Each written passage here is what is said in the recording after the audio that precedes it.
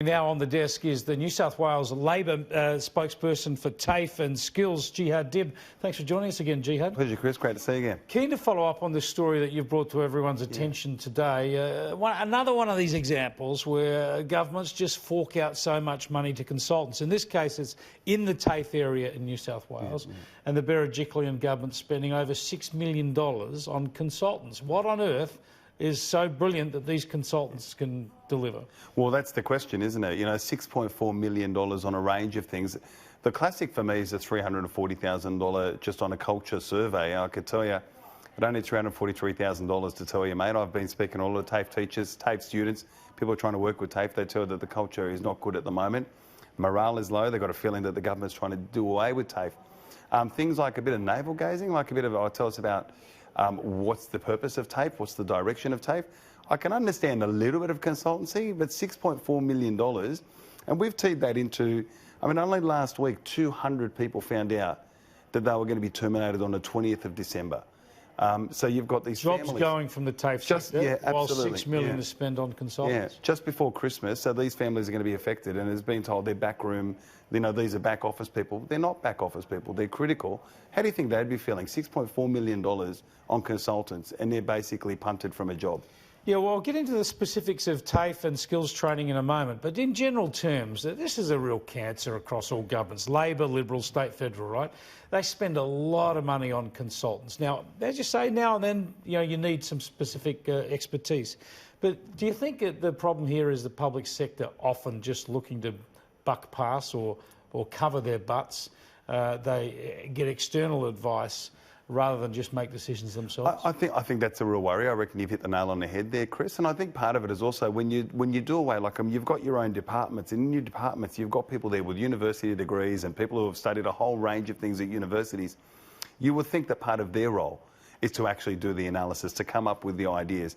Whether there's a cachet to having someone do it externally or not, I don't know whether that's the decision that they want to make. But, you know, sometimes I think they get the consultants to give added weight to what they want to do. They might decide what they need to do, but they don't think they'll get to push it up through the system unless they get some consultants endorsing it. Which is a problem then, because if you're the minister for that department, you want the department to be able to give you the advice. You don't want to have to pay for the advice, because that money can be better spent elsewhere. And as you said, and I agree, and surely there's a whole heap of people say there are some times when you will need an external consultant.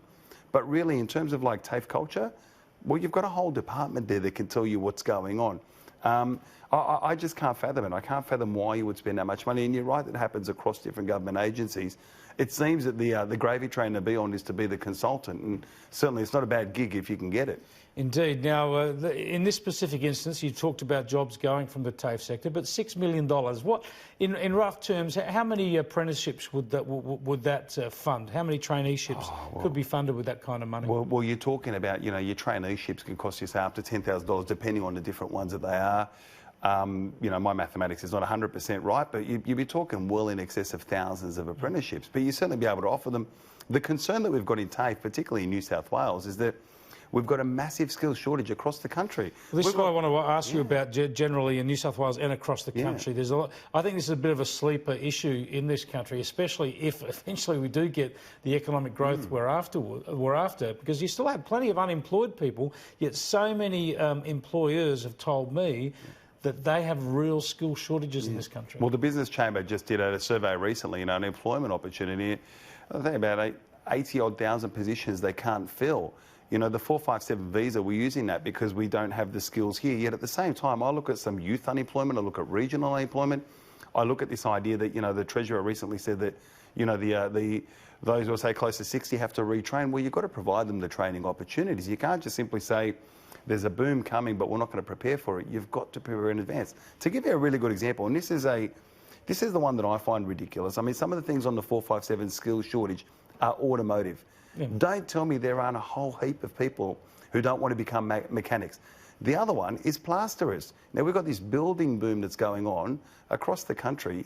Plasterers, there's a shortage of plasterers. There's only four You're bringing in people overseas to take this job. It is nuts to say that there aren't the people in this country. We should be able to tap on the shoulder, give them the training opportunity and a pathway to a job. Absolutely. If we can't get anybody here to do it, then of course look to overseas. But we've got people who are crying out for work, for training opportunities. You know, like, we can't just simply say we're going to just constantly bring in skills. We've got to get our skills. If we're talking about jobs for the future, then we've got to train the skills. I want to be able to rest comfortably knowing that I bought a unit in a place that was built by qualified tradies who were trained in TAFE. Now, TAFE itself is such a critical part of our education infrastructure that we've got to be really careful that we don't keep doing away with it. A little while ago, the government started talking about, the private providers was the way to go. Well, all that did is that opened up opportunities for some dodgy operators. And while some were good, a lot were dodgy, made a lot of money with some Mickey Mouse courses, and it's the taxpayers left to foot the bill. And we've seen that recently with the feds have now had to put in a rescue package because all these people have got accumulated debt. I mean, it's a real common sense thing, and you'll wonder how common the sense is. Yeah, indeed. Well, thanks for popping in, Jihad. Good Pleasure, to see you. mate. Thanks for having us, Chris. Thanks.